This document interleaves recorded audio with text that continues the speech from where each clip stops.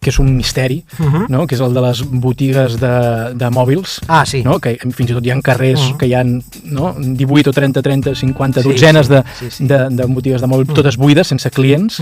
Això a què respon, no? Bueno, hi ha un altre acord tàcit que també m'agradaria posar damunt la taula, que és l'acord tàcit entre Sílvia Orriols i Salvador Illa, que és un acord tàcit que es basa, aquest segur que no és explícit, segur que no està escrit, però tots dos saben de què va l'acord, i aquest acord es basa... Bon dia, benvinguts, ens retrobem en aquest estudi després de la parada d'estiu.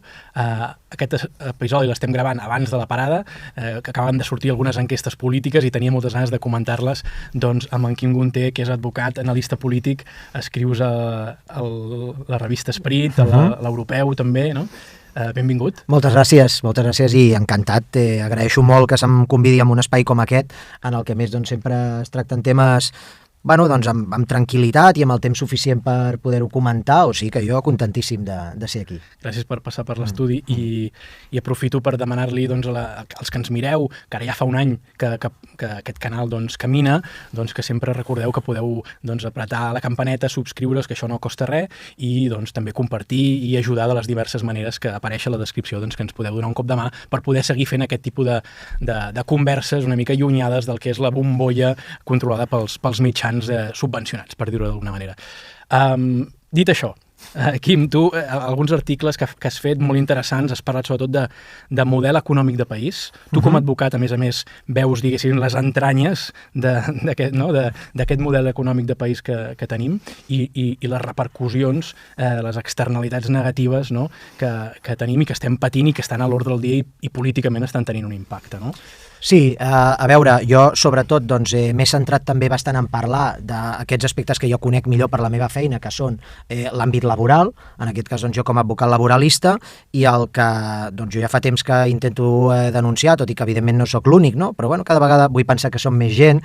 El que estem veient és que estem davant d'un model del qual també es treu pit des d'un punt de vista de les administracions, etc, que es basa en anar, doncs, d'alguna manera generant llocs de treball d'una forma desenfrenada, llocs de treball de molt baixa qualitat, en unes condicions, doncs, en fi, tant des del punt de vista salarial, com de prevenció de riscos, com de conciliació familiar, etc, doncs, extremadament precàries, i aquests llocs de treball, bàsicament, amb unes xifres que estan entre el 80, 90, pràcticament 100% en alguns casos, s'omplen amb persones d'origen nouvingut, no? És a dir, es tracta d'un model econòmic que el que fa és importar indirectament mà d'obra barata, aquesta és la paraula, cosa de la qual no en tenen culpa les persones que en aquest aspecte són importades per fer aquestes feines i doncs d'alguna manera engreixar aquest model, però sí que això indubtablement genera tota mena d'externalitats, tant en els serveis públics, com en el carrer, com en els llocs de treball, com també en l'àmbit polític, no? Durant molts anys se'ns ha dit, els economistes, que necessitàvem la immigració sense cap matís, no? És a dir, jo és una cosa que no la poso en dubte, no? Que necessitem la immigració, però sí que es deia com si fos, no? el manar del qual... I això després veus que té un impacte, no? També quan compares, no? I viatges una mica, no? I vas a Finlàndia o vas als països de l'est, no? I dius, hosti, vas al McDonald's, per exemple, o vas a qualsevol restaurant o a una benzinera, no? I aquelles feines que aquí estem acostumats a veure gent de fora que les està fent, allà el que veus són estudiants, gent jove que les fa, no? I llavors penses, fins i tot en alguns països com Polònia, no? Que tenen uns nivells de creixement econòmic inclús superiors als d'aquí, no? I penses, i allà tenen un 2 o 3% d'immigració, no? Com és que allà poden viure de manera normal, no? Sí, bueno, es juga sempre amb la trampa del PIB global, no? Que és cert que puja, això ningú discuteix, no? El que passa que després quan anem a veure doncs, com es reparteix aquest PIB per persona, doncs ja obtenim dades molt més modestes. Quan veiem els augments que hi ha hagut de la productivitat, que han estat doncs, molt petits, també ens adonem que alguna cosa falla. Quan veiem que els salaris s'han mantingut pràcticament inalterats des de fa 20 o 25 anys, doncs també veiem que hi ha coses que no quadren i que no funcionen. A mi sí que m'agradaria també, en aquest aspecte, en fi, no? Fer notar que darrere d'aquest model no hi ha una voluntat d'acolliment, no? Moltes vegades se'ns parla, volem acollir, no? Això s'ha comentat també en altres casos, en Josep Sala Collell, penso, per exemple, és un d'ells, no? en el que d'alguna manera s'intenta donar una pàtina solidària a allò que és l'alimentació d'un model econòmic basat en mà d'obra barata, perquè si l'objectiu fos acollir doncs els criteris en cada país en el que d'alguna manera s'anirien a buscar aquestes persones per ajudar-les, per oferir-los asil polític o fins i tot també ajut econòmic de qualsevol mena, doncs s'optaria per un seguit de països concrets i, de fet, moltes vegades el que veiem és que segons quins països que estan en una situació més extrema, com puguin ser alguns països de l'Àfrica subsahariana, són paradoxalment també els que ho tenen més difícil per poder arribar o són els que moltes vegades acaben en els CIES, en els centres d'internament d'estrangers, etc., mentre que altres països que no estan en aquestes situacions, la seva població ho té molt més fàcil per accedir. Això ja és una prova evident de que no estem davant de polítiques d'acollida, sinó que estem parlant de polítiques econòmiques que es basen en abaratir un dels recursos bàsics per una empresa que és el de la mà d'obra. I això, evidentment, té uns impactes, té unes externalitats a la societat i cada vegada són més els economistes que ens estan dient que això no és sostenible. No? Bueno, a veure, des d'un punt de vista social, ens trobem, per exemple, en el cas de la ciutat de Barcelona, no? D'on em sembla que... Bueno, no sé si tots jo soc del Vallès. Sí, és veritat, tens raó, sí, perdona, però ara que ho estem, no? Sí. Hi ha a mi m'agradaria posar, per exemple, dos exemples en els que es manifesta aquest descontrol absolut en el que estem instal·lats, no? I com segons quins negocis han pogut créixer gràcies a aquest model d'explotació que en un dels casos és fins i tot extrem. Un serien els famosos supermercats regentats per persones d'origen pakistanès, que en aquest cas, aquestes són informacions que no les estic jo explicant a nivell anecdòtic, sinó que estan publicades en mitjans, la gent ho pot buscar, si cal, en els mitjans generalistes, a més. Per exemple, el cas dels supermercats pakistanesos ens trobem d'estructures en els que, bàsicament, organitzacions de caire mafiós, o de caire feudal, en el que hi ha una espècie de patriarques que d'alguna manera es dediquen a fer arribar persones del Pakistan, de Bangladesh, de la Índia, per tota mena de mitjans. Fins i tot hi ha casos en els que hi ha persones que fan pràcticament 9.000, 10.000 quilòmetres enllaçant transport per terra, autobusos, trens, etc. No? Arriben aquí, són després explotats en aquests supermercats i fins i tot a vegades se'ls hi ofereix un suposat habitatge, que moltes vegades és un habitatge que has d'agafar aquest sí o sí i que a vegades has de compartir fins i tot en el mateix dia, mentre tu estàs treballant, està una altra persona dormint en aquest habitatge. No? Quan dius explotats, és perquè fan més hores de les que legalment són permeses? Sí, això, per exemple, aquesta es va desarticular al novembre, em sembla, del 2024, una organització que el que estaven cobrant aquestes persones que feien, evidentment, més de 40 hores eren 700 euros al mes. Vull dir que l'explotació és, diguem-ne, de totes les maneres. No? Manual. Hi ha un altre cas, que és aquest que és un misteri, no? Que és el de les botigues de mòbils, no? Que fins i tot hi ha carrers que hi ha 18 o 30, 50 dotzenes de botigues de mòbils, totes buides, sense clients. Això a què respon, no? Bueno, també hi ha hagut operacions dels Mossos en carrers, em sembla que és no sé si per allà a la zona del carrer Sant Ramon, em sembla que això és el Raval, que hi ha hagut diverses operacions d'aquest estil, en el que en aquest cas hi ha més que d'un problema, diguem-ne, d'importació de mà d'obra, hi hauria ja directament problemes relacionats amb blanqueig de capitals o jo què sé, o vés a saber, no? Mira, un altre cas que també ha crescut de forma exponencial a Barcelona, que a la gent també li sonarà, i fora de Barcelona també, en moltes capitals comarcals, són els famosos fleques, no? Per dir-ho així, estil 365, Vivari, etc., no? I altres, no? Que també la gent es pregunta com pot ser, no? Doncs, de fet, el gremi de flequers ha posat algunes demandes en aquest aspecte per ser models de negoci en el que bàsicament hi ha uns franquiciats que comencen també a contractar bàsicament persones d'origen estranger amb unes condicions mínimes, en aquest cas mínimes, i incomplint absolutament les superfícies disponibles, per exemple, per servir àpats, el tipus de producte, perquè si tu tens una fleca no pots vendre segons quin tipus de producte, etc. Tot això ha anat proliferant fins a través de fer competència deslleial a la resta de negocis que sí que compleixen amb les normes, doncs s'han anat estenent fins i tot, per què no dir-ho, desfigurar des del punt de vista comercial molts barris i molts carrers. I tot això amb la permissivitat de les administracions públiques, que no és casual. Hi ha a darrere d'això, no sé si en parlem després, però hi ha una actitud deliberada de les administracions públiques a l'hora de permetre aquest model, no? Ja els hi va bé, en algun sentit, que passi això, perquè si no, ja s'espavilarien a posar alguns límits, no?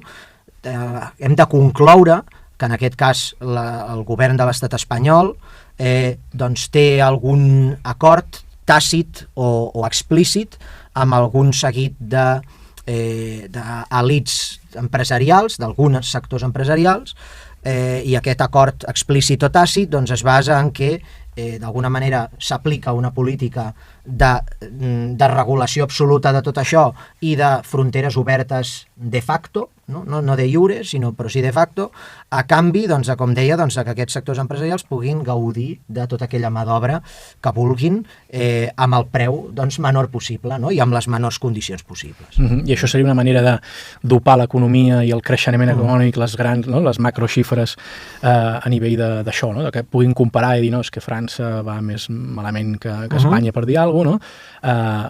D'una manera una mica artificiosa, sí. I a més amb un impacte directe sobre no només el mercat de treball dels autòctons, sinó que és una altra deriva que tu també has estudiat, que és el mercat del treball, de l'habitatge, no? Sí. Perquè evidentment genera aquesta pressió de més necessitat d'habitatge sense una capacitat de que l'oferta doncs, pugui arribar al nivell, no? I si arriben 300.000 persones noves, és impossible que tu puguis abastir això amb habitatges nous. Per tant, clar, aquest pacte endimoniat entre aquestes elits i aquesta permissivitat estan afectant de manera directa a les persones que viuen aquí, no? Sens dubte, i inclosos també els nouvinguts. I sobretot la gent de classe més baixa que voten aquests partits, teòricament, que permeten aquest tipus de polítiques, no? Per dir-ho clar, als socialistes. Sí, és a dir, hi ha aquest acord tàcit o explícit, insisteixo, perquè si no encara hi haurà algú que dirà no, aquí s'estan dient conspiració, en absolut.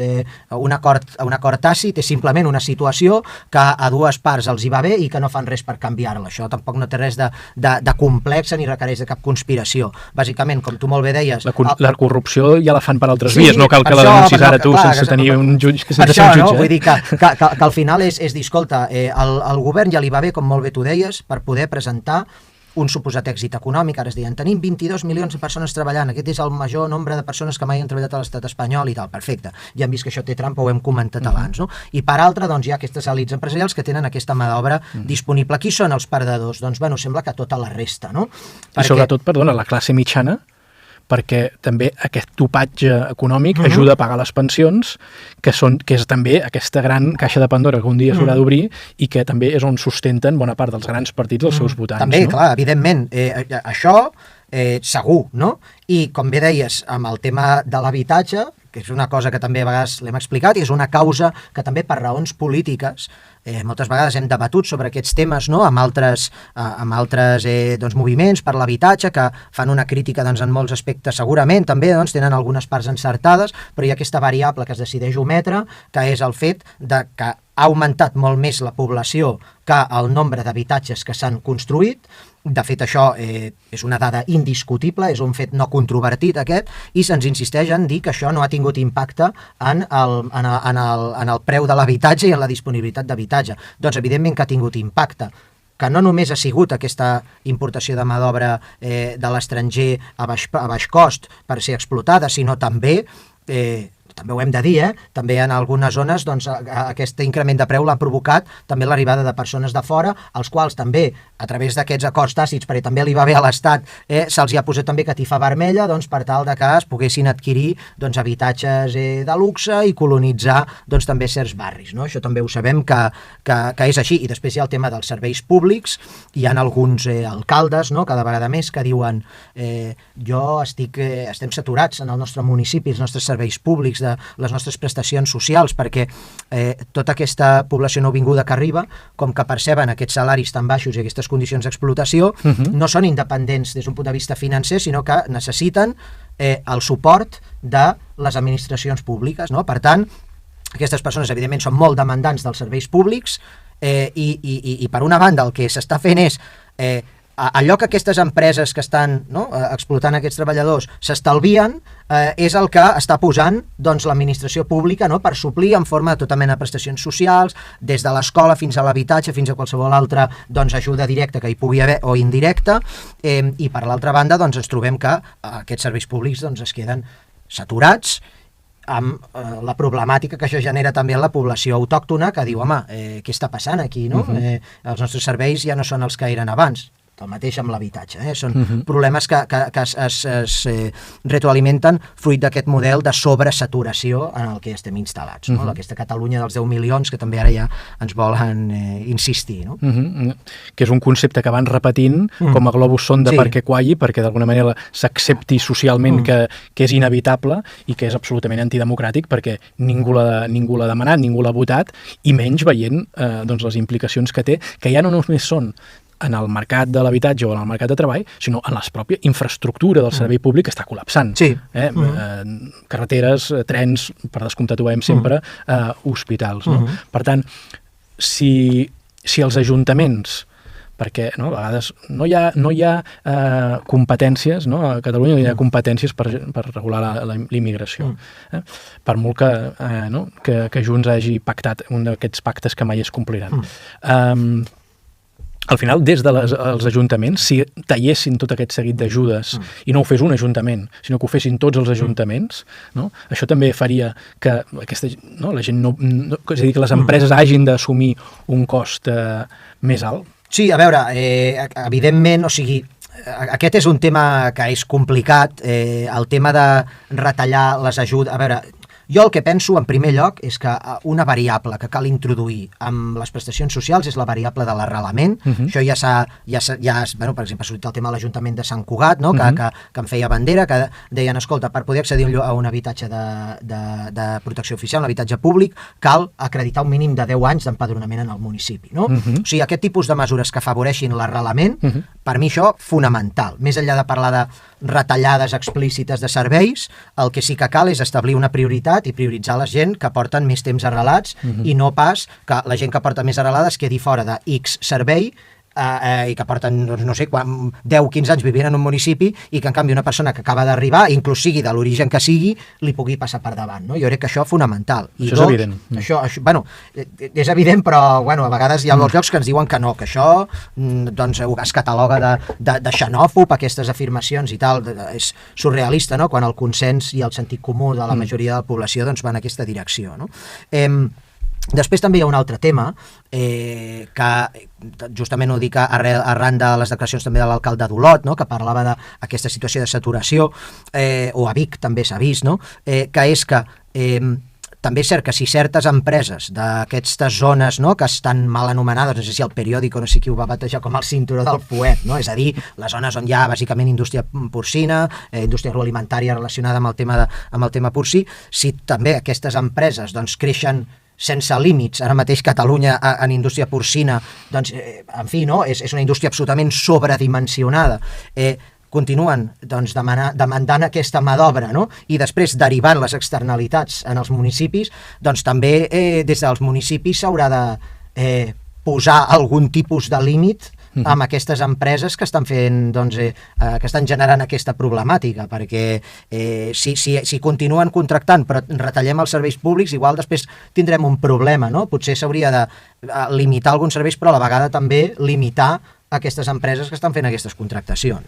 Sí, el que sembla és que això és com al final és xutar la pilota endavant, perquè ara estem en una situació de que anem important aquesta immigració, ja estem veient episodis de violència bastant habituals, i violència crua, i importació d'aquesta violència que en el passat no hi era amb aquest volum, i això amb una situació de creixement econòmic. És a dir, si això tu situes a 5 anys vista, amb que cada any arriben 300.000 persones amb aquesta cultura diferent, i a sobre hi ha una crisi econòmica i de sobte no tens doncs, aquesta manera de poder repartir, i aleshores tindrem un problema dels grossos.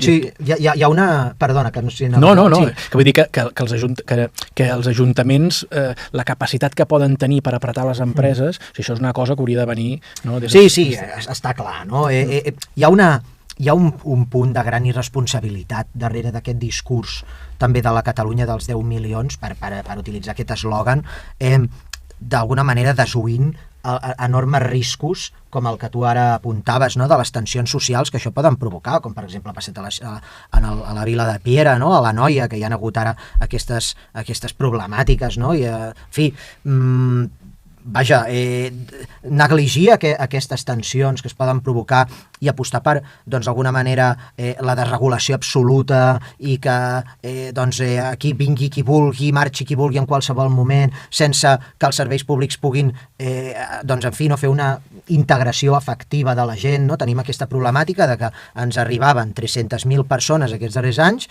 i en marxaven, doncs, 150.000, no? Cada any, és a dir, que hi ha una població passa volant que tu estàs invertint recursos en integrar-los però després se'n van, no? Que és evident que això, doncs, en molts llocs està generant un rebuig, no? cap al fenomen migratori que de vegades es manifesta de formes més sofisticades i a vegades menys, però en tot cas, des d'un punt de vista causa-efecte, sembla lògic que molta població doncs, digui, home, jo no estic d'acord amb aquest model.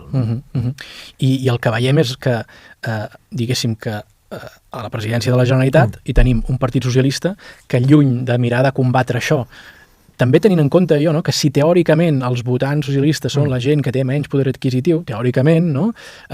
Són els primers interessats perquè són els que entren en competència directa amb aquestes ajudes, etc. No? I en canvi, el model del PSC, doncs, l'exemple clar és el Hard Rock. No? És un exemple clar de promoció d'una nova onada d'aquest model de turisme barat, etc. No? Sí, perquè el mainstream econòmic a Catalunya és aquest, no? Constantment, inclús des dels mitjans i des de tot arreu, se'ns planteja sempre com una dicotomia entre un model econòmic i social oficial, que és aquest del Hard Rock o de la Ryder Cup o de la Copa Amèrica o de no sé què, no? O dels Jocs Olímpics del Pirineu i tal, que és un consens en el que sempre hi trobem doncs, el PSC, hi trobem Junts, lamentablement, hi trobem, no cal dir-ho, PP i companyia, i després a vegades hi trobem Esquerra també, que, en fi, no?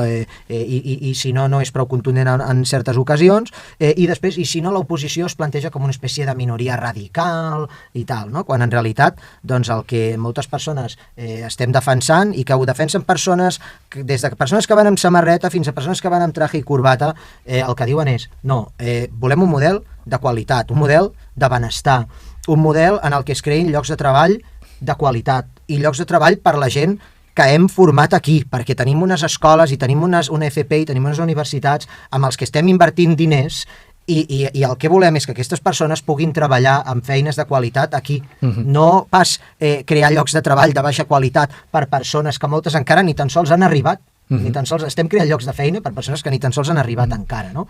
Això evidentment és un model que es parla de prosperitat compartida, no? És també un eslògan ara del govern actual, doncs jo dubto molt que això sigui un model de prosperitat compartida, la veritat. Però com tu molt bé apuntaves, és una espècie de consens en què pràcticament no hi ha oposició, no hi ha cap relat que ofereixi doncs, una visió diferent, excepte la d'Aliança. És l'única. És l'única que d'alguna manera està dient en alguns casos que això és intolerable. Però en canvi després amb el tema del turisme potser no és prou clar. Sí. I per tant aquí també hi ha una gran incoherència. Clar, amb el tema d'Aliança, el que moltes persones no ho volen entendre, perquè jo crec que és que això s'entén, i entenc que a vegades hi ha simplement el fet de no voler acceptar certes realitats. Abans parlàvem del fenomen causa-efecte, no? Quan tu tens una gran quantitat de capitals de comarca, entre les quals està Barcelona, però, en fi, per parlar d'aquestes zones, no?, com d'aquest mal anomenat cinturó del fuet que va batejar el periòdico, no?, en el que diversos municipis, capitals de comarca, les franges centrals de població, això, per exemple, es pot mirar en una pàgina web que ara ha sortit fa poc, que s'ha impulsat, que es diu dadesnacionals.cat, es pot veure les piràmides de població de tots els municipis de Catalunya. Com deia, que tenen les franges centrals de població amb més d'un 50% d'aquesta població nascuda a l'estranger, sobretot a les franges centrals, és, per pur sentit comú, t'apareixerà forces polítiques que qüestionaran aquest model migratori. Això és així. Es parla que Catalunya és una nació i tal, està clar que és una nació, però si és una nació ho és a tots els efectes. I si a tots els països d'Occident del nostre entorn ha aparegut un partit, diguem-ne, de caire antiglobalització i antiimmigració, també ho passarà a Catalunya, i ja està. Però si som una nació com la resta de les d'Europa, doncs també serà en aquest sentit. De fet, inclús el model que hi ha a Catalunya s'assembla a altres esquemes polítics en el que hi ha un partit, diguem-ne, més estil managerial, status quo, com seria el PSC, i un partit de caire antiimmigració, antiglobalització i tal, que en el nostre cas seria Aliança. I aquest paper, aquesta dicotomia hi és a gran part d'Occident, i també hi és a Catalunya en aquest cas. No? Llavors, sobre el tema d'aliança, posant-nos les mans al cap, no. Fenomen absolutament normal a qualsevol país d'Europa. No? Que, a més, cal afegir, això sí que és una particularitat aquí a Catalunya, que és el tema del procés, que no oblidem que Aliança és l'únic partit que no ha vist perjudicada greument la seva imatge pel procés, perquè els tres partits del procés, no ens enganyem, han quedat enormement desacreditats, fruit de com es va conduir tot allò i sobretot posteriorment, mentre que es troben amb una aliança que no ha de carregar aquesta motxilla, i fins i tot que en el terreny dels gestos, en el terreny una mica, si em permets, del pit i collons, en el que també a vegades se sentien còmodes alguns partits del procés, es troben que Orriols, no? Ara mentre estem gravant això, em sembla que ha estat avui, ha sortit aquesta entrevista a Telemadrid, no? O Telemadrid, o no sé quin mitjà era, o La Sexta, no ho sé, un mitjà, diguem-ne, de l'estat espanyol, en el que Sílvia Orriols s'ha negat a utilitzar el castellà i s'ha generat... Doncs fins i tot en aquest àmbit, Sílvia Orriols ha tingut la capacitat de, d'alguna manera, fer-se notar molt per damunt d'aquests partits del procés. No?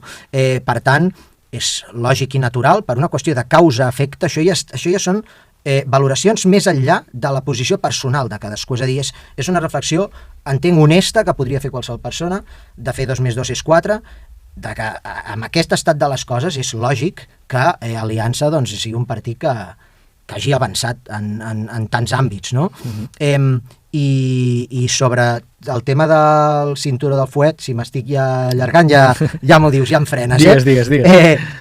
Sí que, perquè ho deies dit, del turisme, no? Amb Aliança, aquí s'haurà de veure una cosa, no? Que encara està per veure a on estaran les contradiccions d'Aliança, perquè ells han crescut molt en aquestes zones, amb aquesta presència d'indústria agroalimentària, que és, com hem explicat abans, una de les causants principals de que hagi arribat aquesta immigració, també d'origen musulmà, que és d'alguna mica la seva, no? el seu tema. Haurem de veure si Aliança confrontarà aquest model agroalimentari o no, perquè evidentment, si no, a vegades certes proclames es poden quedar com un brindis al sol, no? Si no s'ataca la font del problema, i amb el factor turisme igual, no? També sabem que, sobretot, el turisme no rural, perquè això és que avui també fer la diferència amb molts tipus de turisme, però el turisme de masses també atreu immigració, no? Llavors això haurem de veure Aliança què va dient, no? Sembla que, ja que tu feies aquest paral·lelisme amb altres països europeus, aquí hi ha dues coses, no? La primera, que el sostre d'aliança també està limitat, perquè allà on altres països s'ha convertit, França, Itàlia, en la gran força, no, de l'eix central, no, del centre-dreta, i s'ha convertit en el gran partit, fent, no, en petit. Aquí hi ha, com que tenim aquest doble sistema, de que hi ha dues ètnies convivint amb dret a vot, doncs evidentment aquí tota la bossa de vots de Vox i PP doncs normalment no aniran, alguns puntuals, però no permetran a Aliança fer els mateixos creixements que tenen partits similars a altres països. No? Aquesta és una, i això és una limitació evident. I després hi ha l'altre, que és que, tu deies, no? Després del descrèdit absolut dels partits del procés, surt, diguéssim, una alternativa potser més oferta pels votants de Junts, no? Però en canvi per l'esquerra, evidentment que molta gent que votava la CUP o que votava Esquerra ara pot votar Aliança per l'eix nacional, per la convicció, per la fermesa, no? Però també hi ha molta gent que no ho veurà així, no? Clar, es necessitaria també una esquerra nacional que veiés de manera molt més natural i sense escrúpols votar o arribar a acords amb Aliança que no pas amb el PSC. No? I en canvi tenim partits com Esquerra o la CUP que poden arribar a acords perfectament amb el PSC quan és molt més adversari dels catalans al PSC, com dèiem, que no pas Aliança, amb tots els seus defectes. No? Sí, el que passa que això, clar, que ara mateix a curt termini és impossible. El que sí que ens podem anar trobant és una cosa que igualment és interessant, que és que cada vegada hi hagi més partits de l'àmbit de l'esquerra que d'alguna manera qüestionin el model basat en immigració massiva, en importació de mà d'obra, en caos absolut, de regulació absoluta, en l'àmbit social, en el carrer, manca de seguretat, etc. És a dir, això, com a mínim, alguns moviments es veuen. Vull recordar que el tema de control de fronteres o seguretat o el tema de prioritzar la contractació en origen, etc. En origen, vull dir, d'origen, és la contractació de població autòctona, perquè quedi clar, és una ideologia que es practica a molts llocs per part de la socialdemocràcia. I, de fet, tant és així com que es practica en un territori català, o de cultura catalana, millor dit, com és Andorra. A Andorra hi ha una oposició que és, podríem anomenar socialdemòcrata, que defensa això que hem explicat aquí. Evidentment, segur que ho defensen de forma fins i tot més acurada, perquè ells són un estat i segur que s'expliquen millor que jo, però a grans trets això està passant en territoris de parla catalana. Vull dir que jo animo en aquest sentit a qualsevol formació d'esquerres i que sigui nacionalista a començar a posar el discurs, treure'l de l'any 95 i posar-lo a l'any 2025 perquè les tendències ja són unes altres. De totes maneres, quan estem gravant aquest programa, fa poc ha sortit una enquesta que en donaven una desena de diputats Aliança i això s'hauria de veure, no? Perquè evidentment tot això pot créixer tenint en compte aquesta falta d'alternatives i aquesta gran sensació de frustració social que no veu canalitzada a través d'altres opcions. No? Vull dir que això pot acabar amb molts més diputats. Evidentment, si no hi ha opcions de pacte alternatius, tampoc no acabes de veure per on tira això, però sí que farà un gran forat potencialment al sistema polític català. Tu fixa't en una cosa, un detall, parlàvem abans d'acords tàcits, no? Hi ha un altre acord tàcit que també m'agradaria posar damunt la taula, que és l'acord tàcit entre Sílvia Orriols i Salvador Illa, que és un acord tàcit que es basa, aquest segur que no és explícit, segur que no està escrit, però tots dos saben de què va l'acord, i aquest acord es basa en què un utilitza l'altre. Adonem-nos com els pim-pam-pums dialèctics que hi ha en el Parlament, els que més hem vist són els que hi ha entre Sílvia Orriols i Salvador Illa. Per què? Perquè tots dos perceben que obtenen un benefici d'aquest intercanvi. No?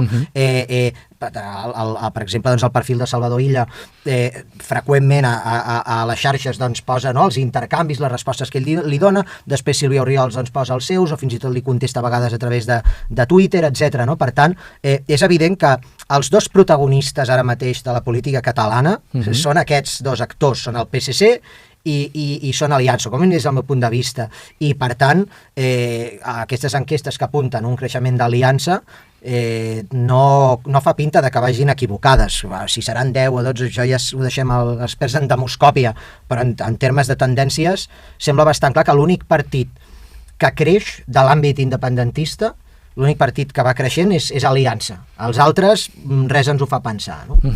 Però és això, no? D'entrant de quins límits té això de cara a la governabilitat i de cara a això, no? A posar una autopista al PSC mentre no hi hagi un bloc que pugui tornar a sumar i que pugui fer alguna cosa, no? Perquè si no... Jo això estic convençut que a mi no m'agrada fer pronòstics de futur i tal, soc molt mal pronosticador, prefereixo analitzar el passat que pronosticar futur i tal, però amb els elements que hi ha damunt la taula i fent un pronòstic a curt termini, jo crec que el PSC podrà governar durant bastant temps perquè s'ha demostrat com l'únic partit polític dels grans que té voluntat de poder i voluntat de governar. Voluntat de governar, perquè això hi havia una frase famosa, no? Ara la veritat és que no recordo qui era el seu autor, no? Que deia, bueno, primer per tenir el poder és voler-lo, no? I el PSC ha volgut el poder i d'alguna manera ha posat a treballar tota una maquinària per tal de tenir el poder i exercir-lo m'atreviria a dir fins i tot amb astúcia, doncs per consolidar la seva posició. I el que hem vist de la resta de partits, en aquest cas doncs, els partits independentistes, o del procés, millor dit, és que no han tingut voluntat d'exercir el poder, perquè o bé doncs s'han dedicat en fi, doncs, a històries simbòliques, o bé directament quan tenien el control de les institucions l'han desaprofitat i no han posat en marxa doncs, els mecanismes, si cal ja en podem parlar, però per assegurar doncs, que puguin seguir en el poder. No són capaços de posar-se d'acord amb una sèrie de qüestions clau. Doncs, bueno, no tens voluntat de poder, fins i tot quan no tenien voluntat de poder, fins i tot quan la gent els hi seguia donant oportunitats, perquè jo vull recordar que des de l'1 d'octubre del 2017 hi van haver unes eleccions el 21 de desembre de 2017, si no m'equivoco, o 21 o 23, una cosa així, i després hi van haver les del 2021, vull dir que hi ha hagut aquí 2 legislatures més de prestat, no? que la població, la famosa majoria del 51%, que això va ser, doncs, i bueno, doncs, malgrat que una mica la gent deia no, que sí, que insistim en que tingueu el poder, i ells una mica, no, el poder no el volem exercir, no d'allò, no? O com a mínim, a veure, evidentment segur que tothom estarà content d'haver cobrat el sou, però d'exercir-lo en termes de, ja ens entenem, no? De com a país, doncs no ho hem vist, i el PSC sí, i per això governa, i ja està. Sí. Bueno, també perquè ha utilitzat les eines de l'Estat, primer per posar els adversaris a la presó quan ha calgut, obligar-los a exiliar, a fer campanyes electorals amb els adversaris amb les mans i els peus lligats, i després ja desmoralitzant la població perquè la democràcia ha caigut en sac i per tant tota una part de la població desisteix d'anar a votar perquè allò que vota mai es compleix per una via o per l'altra i per això ocupa el poder. Vull dir que hi ha una voluntat de poder per descomptat, però també hi ha un seguit de males arts, sovint antidemocràtiques, no? Fins i tot, doncs això, no? Utilitzant el CNI per espiar els rivals polítics, no? Que després els hi donen suport, curiosament, no? Vull dir que no només és una qüestió de virtuts, per descomptat, no? I ja sabem que el poder de fet és això, no? Tampoc no... Està clar. O sigui, el matís o les afirmacions que fas jo crec que són indiscutibles, i això és una cosa que moltes vegades quan s'exigeix, no? que demanin perdó als líders del procés i tal, moltes vegades també s'hauria d'exigir el perdó ens és igual, però ja ens entenem, és una forma de parlar, hauríem també de llegir la cartilla en certes coses que van fer els polítics que estaven en contra del procés, no? Ara ja més enllà de que els propis independentistes el procés ens agradi més o menys, el que està clar és que quan s'acusava els partits del procés d'haver fet no sé quines històries del 6 i 7 de setembre i tal, i després doncs s'ha passat de punteta respecte a factors com tu bé esmentaves, com el tema de l'espionatge, no? Que això ja des d'un punt de vista tant des d'un punt de vista judicial, en el sentit de que tu estaves en judicis i resulta que estaven veient el que deies, no? Com des del punt de vista polític a l'hora d'una reunió d'uns consellers i tal, és escandalós això, no?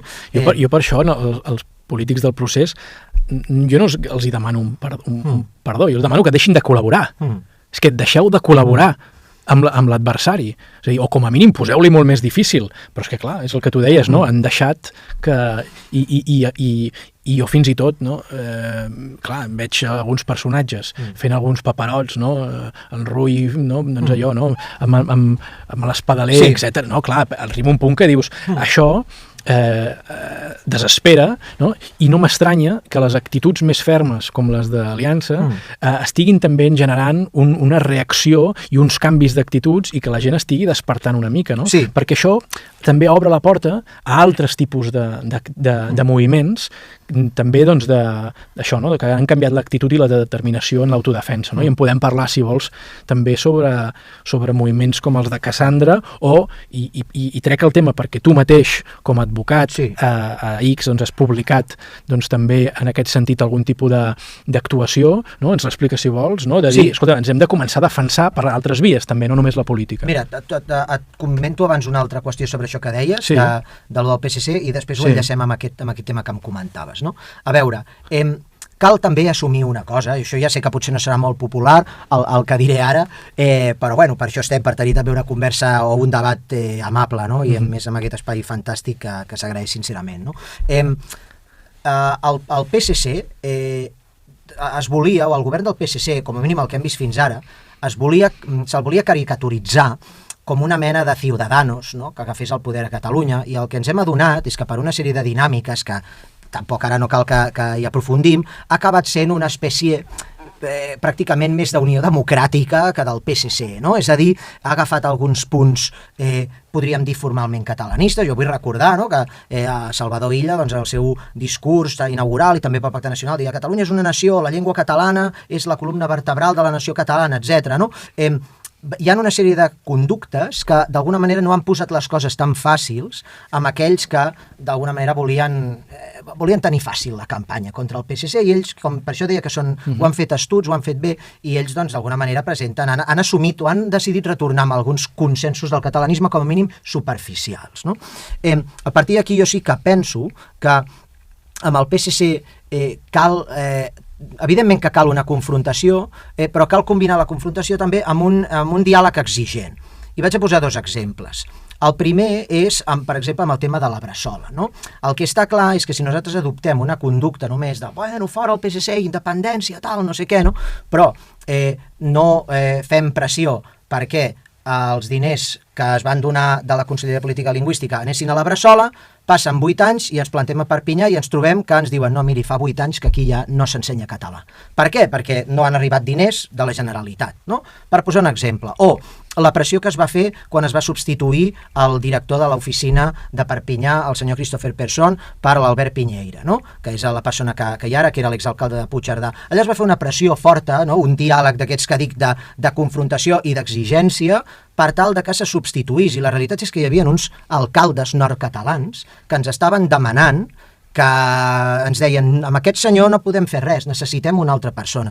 I per això crec que més enllà de només posar-nos, diguem-ne, doncs, parlar només de confrontació i només d'independència i no parlar d'aquesta exigència i de què podem fer també nosaltres a l'oposició des de l'astúcia per Catalunya i pel país, crec que ens podria portar també un carreró sense sortida i que després, al cap d'uns anys, que no sabem quants seran, perquè jo crec que el PSC encara en té per uns quants anys, igual ens trobaríem un erm. Per tant, sí que sóc partidari de treballar el mentrestant, aquest famós mentrestant, encara que sigui des de l'oposició, no?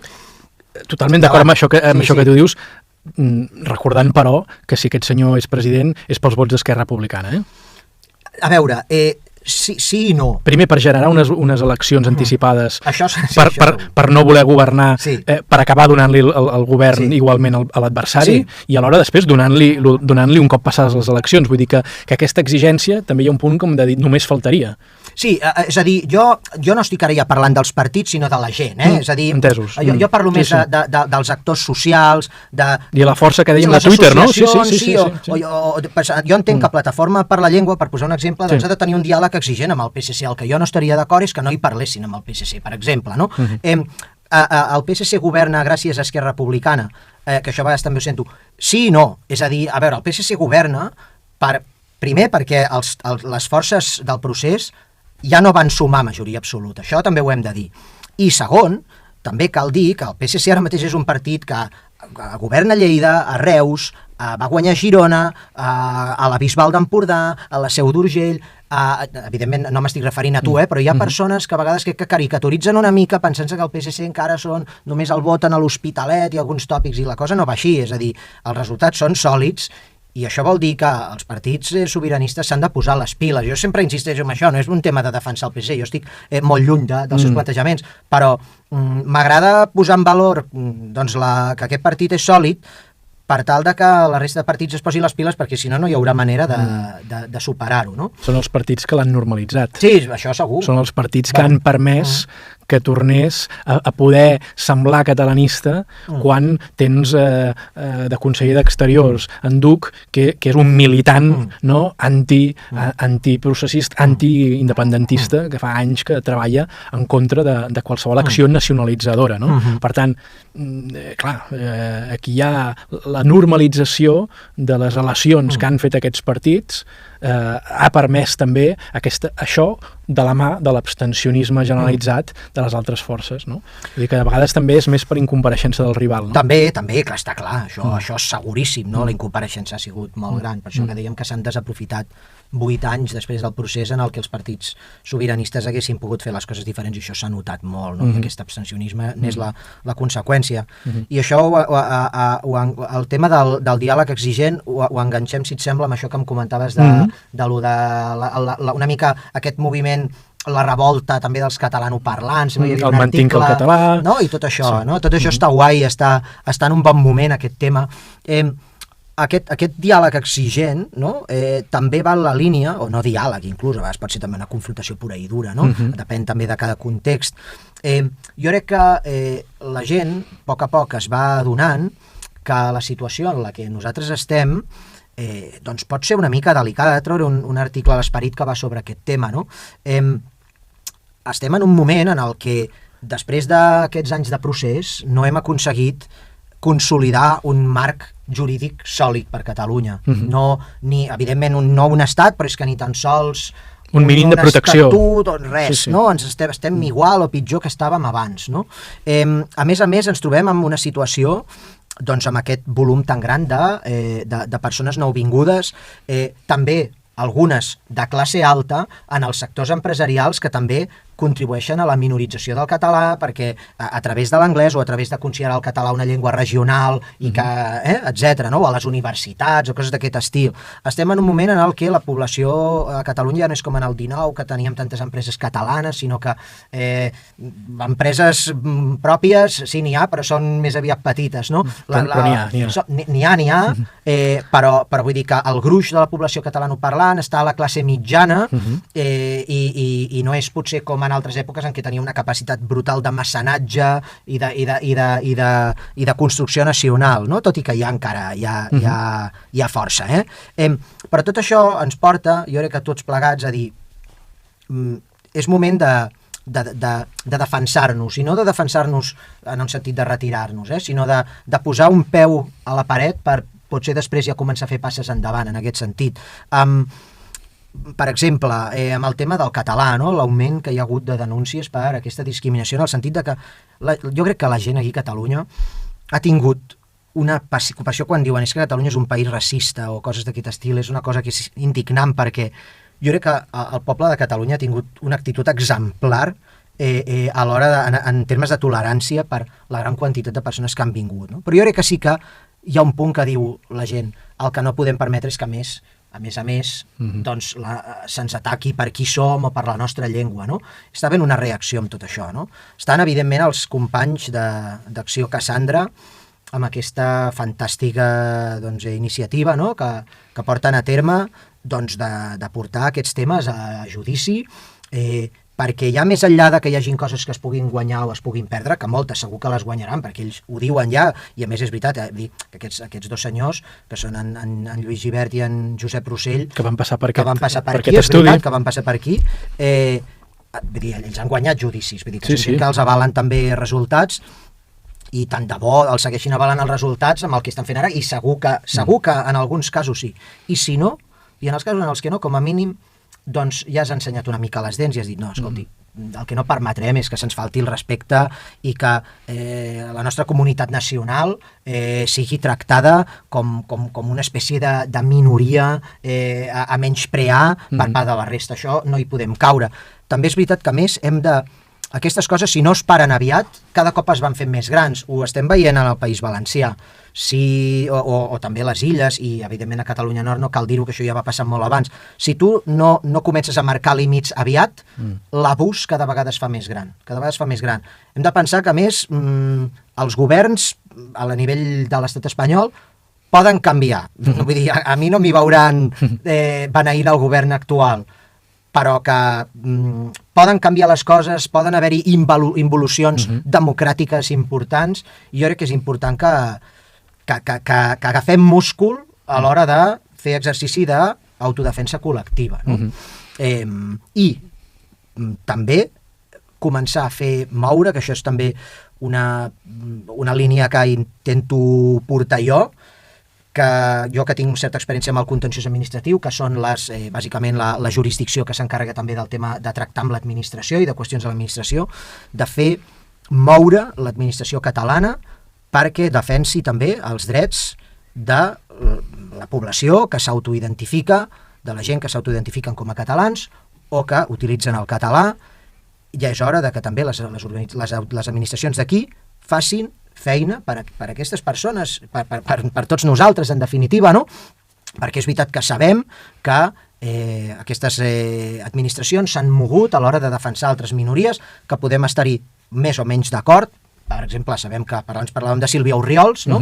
Que va ser sancionada, en aquest cas, per l'Oficina Antidiscriminació de la Generalitat, que depèn del Departament de Drets Socials i Inclusió, si no m'equivoco, i la van sancionar amb 10.000 euros. No? Doncs jo em pregunto, per què no sancionar també amb 10.000 euros segons quin altre organisme o segons quin bar que tracti malament a la població que s'hi dirigeixi en català? Per què no sancionar segons quin polític que digui segons què també, no?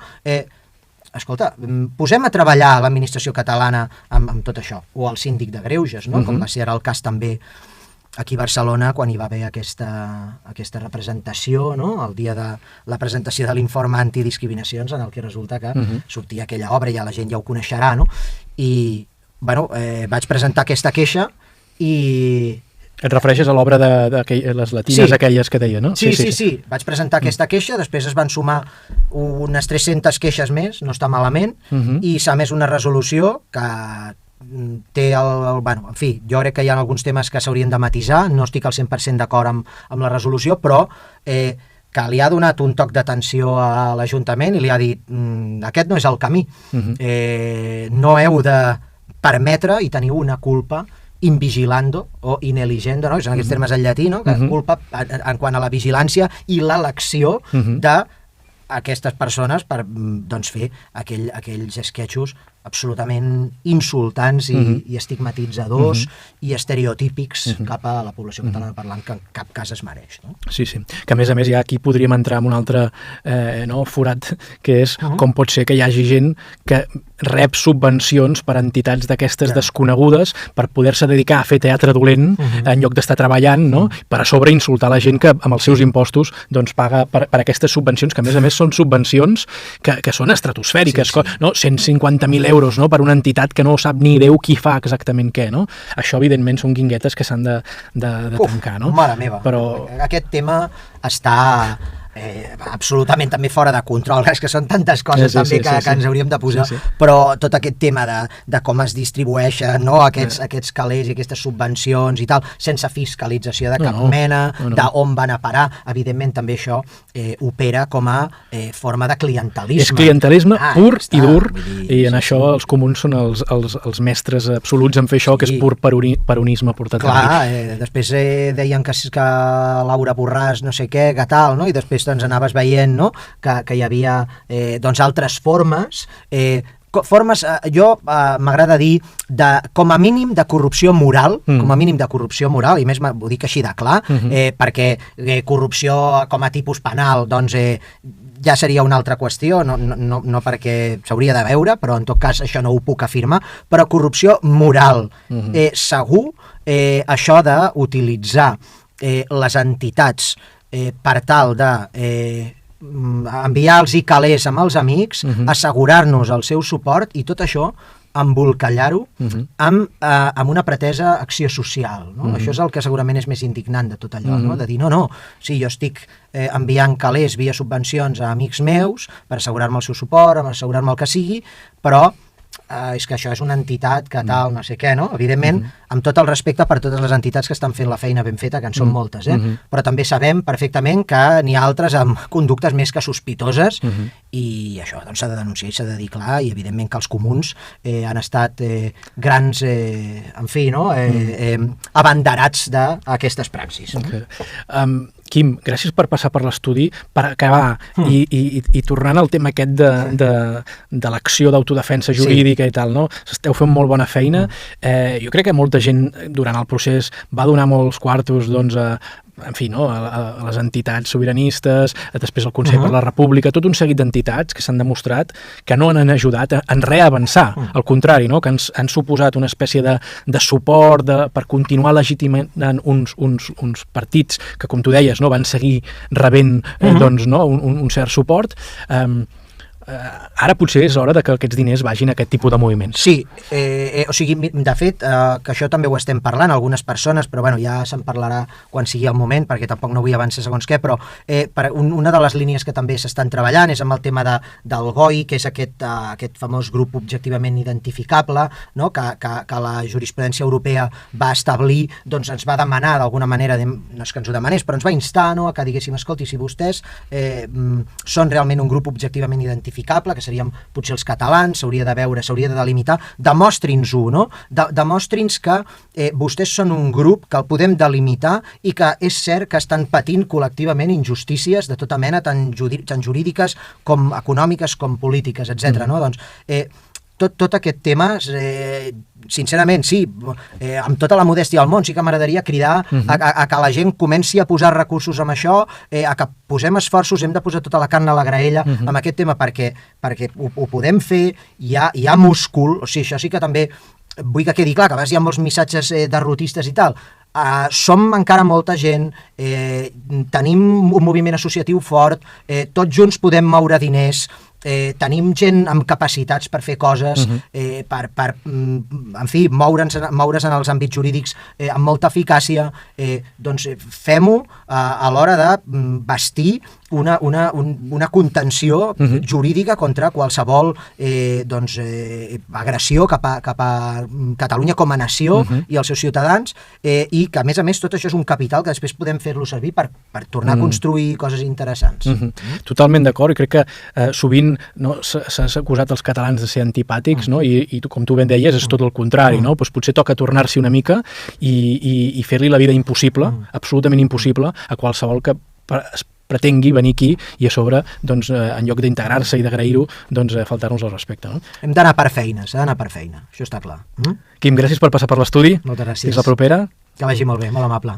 Doncs escolteu, fins aquí la conversa d'avui, us agraeixo que hagueu arribat fins aquí, us torno a demanar per aquells que encara no ho heu fet, doncs que us podeu subscriure al canal, també teniu maneres d'ajudar a que aquest canal pugui sobreviure, pugui continuar a fer això durant molts anys, us agraeixo el suport, compartiu-lo i fins la propera.